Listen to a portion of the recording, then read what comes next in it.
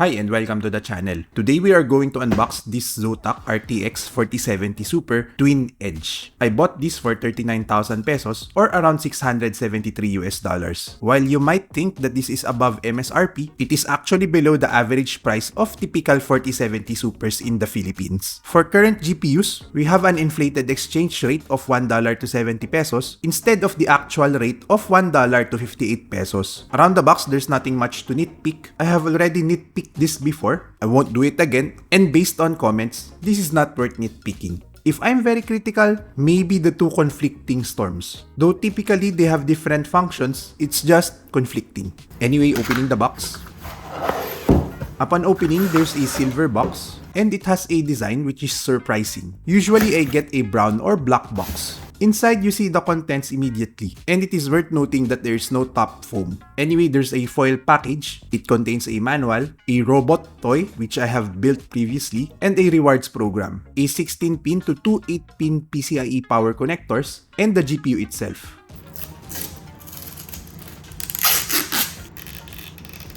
The GPU obviously has two fans, and it has a fan stop mode, which is nice. As for the dimensions, it is 234.1mm by 123.5mm by 40.2mm, or around 2 slots. As for the output ports, it has 3 display ports and 1 HDMI. It has a metal backplate, which is nice. However, there are no thermal pads, which is unfortunate. This makes the backplate for aesthetics and rigidity purposes only. As for power, it requires a 16-pin power connector. However, the issue here is that if you plug the 16-pin power connector, you might have trouble pulling it out. As you can see, my fingers won't fit to the gap. Although I have relatively thick fingers, I asked my wife for validation, and she wasn't able to remove the 16-pin power connector as well. The gap is too small even for a lady's finger. To remove the 16-pin power connector, I used a pair of pliers, which caused the damage that you can see here. As for lighting, it has one in the Zotac logo. As for the cooler, overall it looks questionable since it seems that there is not enough vent for it. But as for the temps while benchmarking FF15 in 4K for 30 minutes, the GPU temps averaged at 74.29 degrees Celsius with a max temp of 77.2 degrees Celsius. The GPU hotspot temps averaged at 84.67 degrees Celsius with a max temp of 89.8 degrees Celsius. The memory junction temps averaged at 81.95 degrees Celsius with a max temp of 86 degrees Celsius. The fan speeds averaged at 54.79% with a max of 57%. In RPM, this is 1,814 and 1,899 respectively. The temps are borderline passable, definitely not as hot as Palit.